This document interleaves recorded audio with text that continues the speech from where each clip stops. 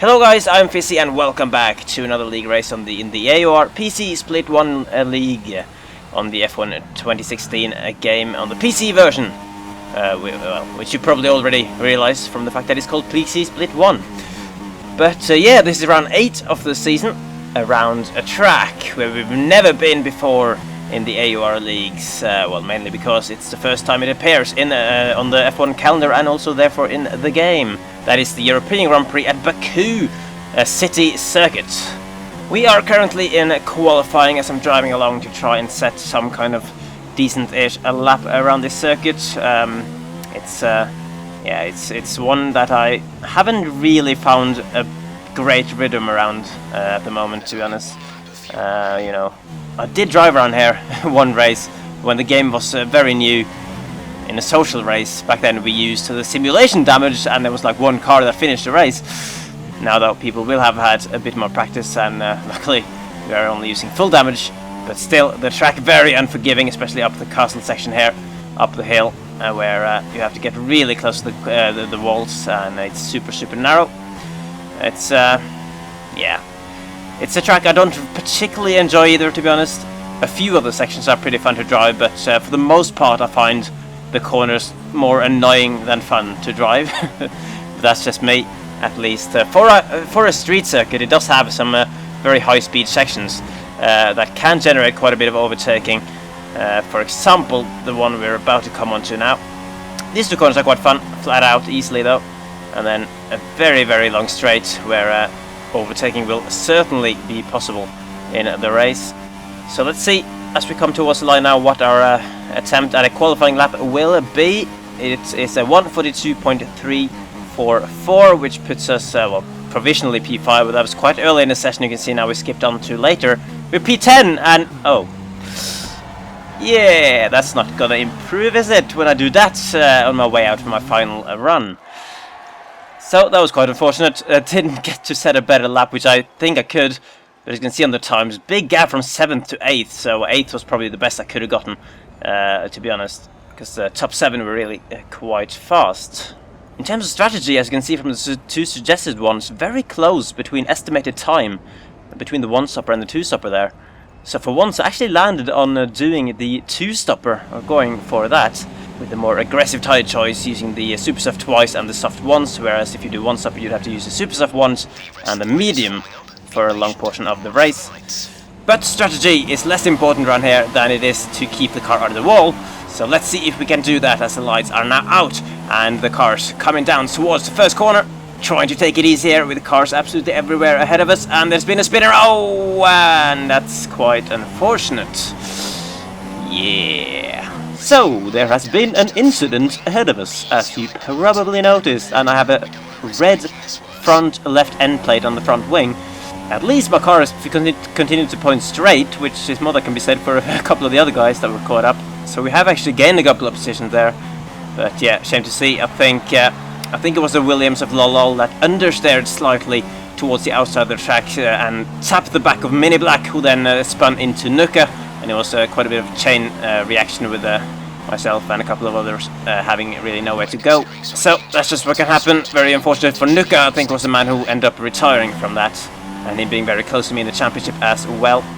As we have a car half coming up the inside, that's Chicane sitting behind us, presumably with no damage. But yeah, it's a shame that incident happened. That's what can happen, of course, very easy. All it needs is one driver making a slight mistake, as we saw there, and that is what can happen. But now we're just making our way towards the end of the lap, and as you can see, can't even go anywhere near flat out through those corners with the damage. So the decision at the end of lap 1 was to peel off into the pits. Obviously far from ideal to go into the pits this early on, as we leave Kellon and Chicane to do some side-by-side racing down towards turn 1. And another car in the pits as well, that is Marco, who again hasn't had the best start to a race. And of course a front wing change now as well is going to cost us quite a bit of a time. Let's have a look. Yeah, the time is going. You can see at the minute we have 3 cars in the pit. Was one Force India as well back there. Mini Black also was caught up in the incident.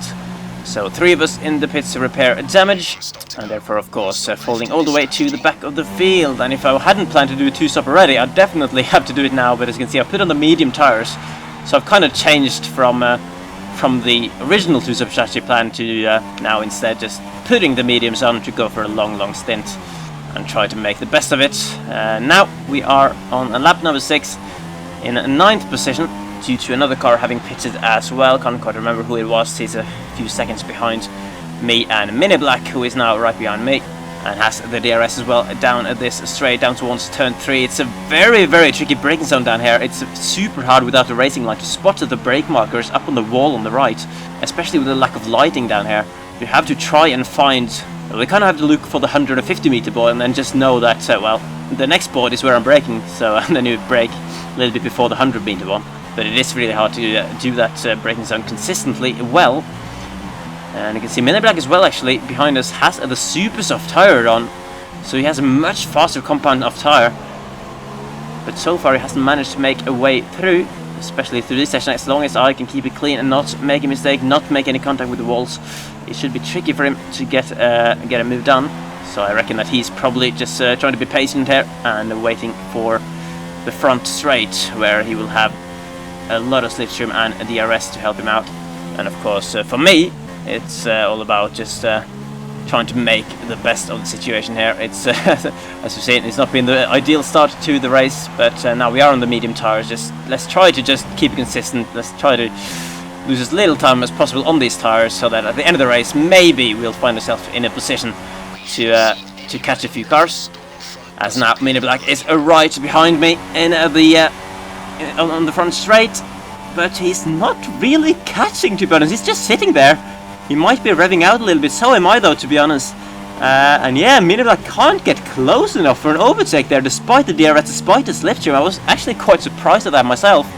Maybe helped a bit by my quite low downforce setup here. I think it was around 3.2 on the wings in the setup, which is by far the lowest I've run all season, which obviously helps for that big straight. As we have a major lock up there, nearly end up in the wall, and that is a really compromised exit down the hill. Mini Black has slipped up the inside. We've had a little look on the outside there, but despite a slide from a Mini on the exit, he should have a grip in those tires now to get ahead. Maybe our slipstream, well, the slipstream DRS and that for a low downforce setup can help me to get back towards him down the straight. Let's have a look. He wasn't closing on me at all down here on the previous lap. Let's see if I can close on him. I am a little bit, but yeah, I think there's not too much point being aggressive with him here, given the tire difference there.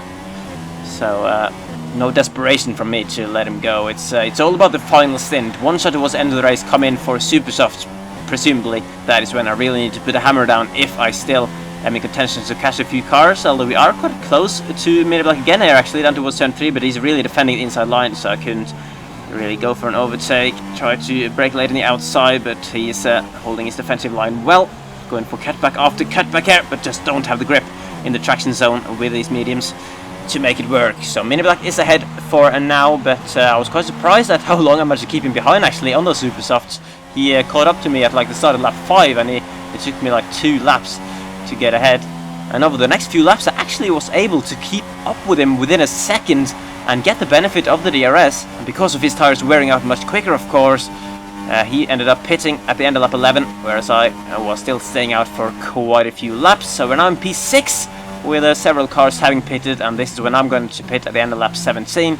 No point really watching the laps leading up to this, because I was like in Canada, so the middle part of this race I ended up just running by myself because of the early issue in the race and differing strategies. Middle part of the race just was really lonely. But now, coming out of the pits, we have a car out there, which I thought it was going to be someone's side coming out of the pits. So I was really surprised when, wait, there's not any car there. Because I did see the indication arrow once I left the pit lane there, but you can see on the minimap that was Burkhoff, who must have made a mistake on the first corner, because yeah, once I merged from the pits, he was just not there at all.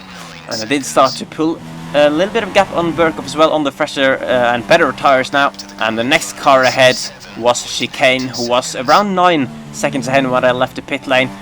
And you can see lap after lap, I was starting to try and close him down. 7.4 seconds after a couple laps out, and then 6.1 seconds on a lap 22.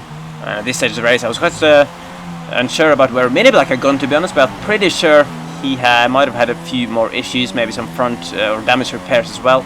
Again, in his pit stop, or certainly something that led to him falling further back than he really would have wanted. But now we are touching the wall on the castle section. Ouchie, ouchie. Yep. That will certainly stop our chase of Chicane. I think it would have been hard to catch Chicane anyway with less than 5 laps to go and a gap of like 5 seconds. But this right here is gonna make it even more difficult.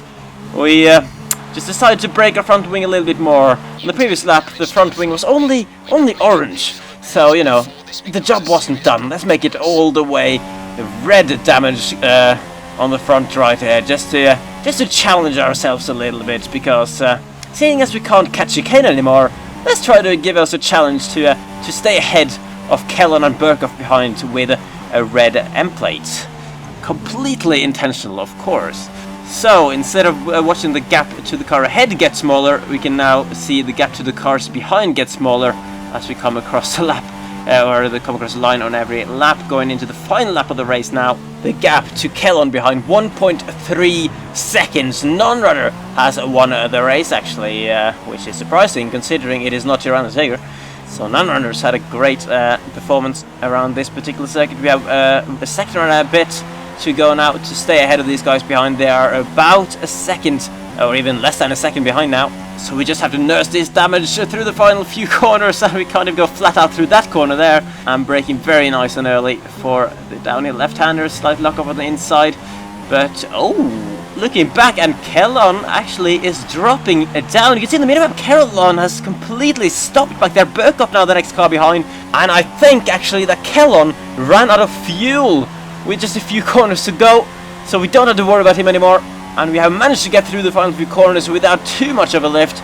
So we have managed to nurse the damaged car back to the line in P7. As we actually run out of fuel ourselves as well just before the line. But it's fine. It is fine. Burkhoff is still behind. Well, actually, Burkhoff wasn't behind on the the game's racing results, but that is because I got a really stupid 3 seconds time penalty earlier on for firstly not actually extending the track, but secondly I didn't have any warnings earlier in the race, and it said I got a penalty for multiple warnings. So I ended up getting that one removed in the stewards panel. So I did end up 7th on the results. And despite my performance and luck in this race not being particularly great, I did gain 1 position because Nuka's luck was even worse than mine. So up to 5th place in the championship, Race Fanatic dropping to 4th as a result of another no-show. And that has put us under pressure a little bit in the constructors actually, on only 11 points ahead of Williams, who have got non-runner, the arguably second fastest driver in the league. We can't quite put him over to Tirana Tiger, but a great win for him here today. That's it for Baku. I'm not going to dwell on this race too much, to be honest. Based on this race, it is not one of my good tracks, this one. And of course not helped by what happened at turn 1 as well, but I'm not gonna go on Twitter and complain. I'm gonna quickly turn my attention to the next race in Austria, which, as opposed to this, is a track I absolutely love to drive. Lots of fun high-speed corners, and a track that tends to produce good racing as well. I aim to put up a much better performance next time out in Austria, so I hope you'll join me for that, guys. And thank you very much for watching this video. I will be back stronger. Don't you forget it. Good night.